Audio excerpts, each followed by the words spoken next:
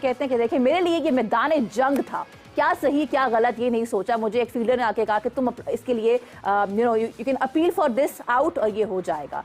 उन्होंने ये कहा कि अंपायर को इससे बेहतर फैसला करने की ज़रूरत थी और उन्होंने इस पर अपनी मायूसी का इजहार किया, नाराज़गी का इजहार किया, मायूसी का इजहार किया या वो ज़्यादा खुश नहीं थे, ना खुश थे। का एक मखसूस वक्त है जिसके अंदर आपने आकर बॉल खेलना है और अगर आप नहीं आते हैं या आप उसमें कामयाब नहीं होते हैं तो आपकी गलती है।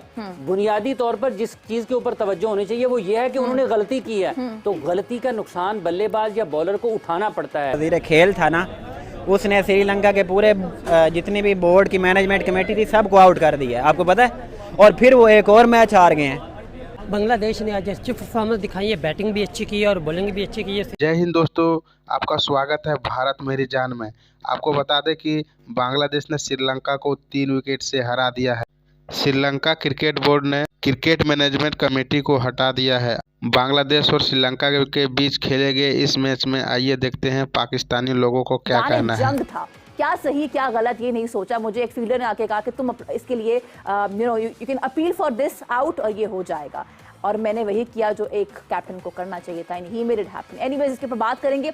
सबसे पहले लेट्स मूव टुवर्ड्स हाफिज इमरान साहब, उनसे पूछते हैं कि क्या ये फैसला सही था, क्योंकि एक तरफ है स्पोर्ट्समैनशिप और दूसरी तरफ बात हो रही है लॉज ऑफ आईसीसी की, क्योंकि पहले ऐसा कभी नहीं हुआ किसी भी इंटरनेशनल क्रिकेट में। अस्सलाम वालेकुम हाफिज साहब। वालेकुम अस्सलाम, बहुत शुक्रिया बहुत शुक्रिया। देखिए सारा बलोच साहिबा, बात यह है कि जब आप दोनों कप्तानों को सुनते हैं तो उसमें आपको नज़र आता है कि एक कप्तान जो कि श्रीलंका की तरफ से हैं, उन्होंने ये कहा कि अंपायर को इससे बेहतर फैसला करने की ज़रूरत थी और उन्होंने इस पर अपनी मायूसी का इजहार किया, नाराज़गी का इजहार किया, मायूसी का इजहार किया या वो ज़्यादा खुश नहीं थे, ना खुश थे इस फैसले से कि अगर अंपायर बेहतर किरदार अदा करते तो उनकी विकेट बच जाती। लेकिन दूसरी तरफ जब आप सुनते हैं शाकिब उल हसन को, तो वो ये कहते हैं, एक मेरे पास आता है मेरा फील्डर, वो ये बताता है कि ये कर लें हमें विकेट मिलेगी, और फिर वो अंपायर के पास जाते हैं, अंपायर उनको रीचेक करता है कि वाकई सीरियस हैं, हम सीरियस हैं, और अपील की, अंपायर ने आउट दे दिया। कवानीन के ऐन मुताबिक उन्होंने जो किया सो किया।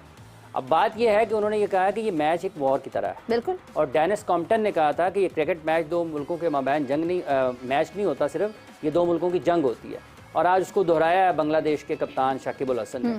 अब यहाँ पर इसके बाद सवाल ये पैदा होता है कि क्या ये खेल की रूह के खिलाफ है, क्या ये कवानीन के खिलाफ है।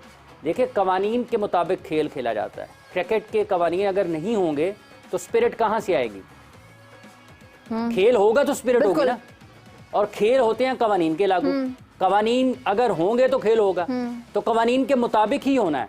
अंपायर ने जो उनको आउट दिया वो कानून के मुताबिक था, फोर्थ अंपायर ने उसको बयान किया, कानून के मुताबिक किया, शकीब उल हसन ने जो अपील की कानून के मुताबिक की, ठीक है, अंपायर ने जो फैसला दिया कानून के मुताबिक किया। अब एंजेलो मैथ्यूज को अपनी चीज़ों को पहले चेक करना चाहिए मैदान में आने से पहले। जब आप गलती करते हैं तो आप आउट होते हैं, वगरना किसी का दिल करता है बैट्समैन का कि वो गलत शॉट खेले और कैच दे दे या रन आउट हो जाए या स्टंप हो जाए या लेग बिफोर हो जाए, गलती से आउट होता है ना। बिल्कुल। तो शकीब उल हसन ये जो एंजेलो मैथ्यूज किस वजह से आउट हुए, गलती करके। हाँ, लेकिन ही सेइंग, अभी उनकी प्रेस कॉन्फ्रेंस हो रही है, वो कह रहे हैं कि हमारे पास वीडियो एविडेंस है और ये केस हम जरूर पुट अप करेंगे क्योंकि this is very disrespectful. He also mention, इससे पहले मैं बहुत इज्जत करता था शाकिब उल हसन की, लेकिन आज के बाद he has lost it। देखें ये बात अब अलग हो गई है। देखें अब उनका नुक्ता नजर है। क्या अब तक जितने भी ये फोर्थ अंपायर आईसीसी के हैं जिन्होंने इसको बयान किया है आज, और उन्होंने कहा है कि ये बिल्कुल ऐन क्रिकेट के कवानीन के मुताबिक है, अगर आपका एक मखसूस वक्त है जिसके अंदर आपने आकर बॉल खेलना है और अगर आप नहीं आते हैं या आप उसमें कामयाब नहीं होते हैं तो आपकी गलती है।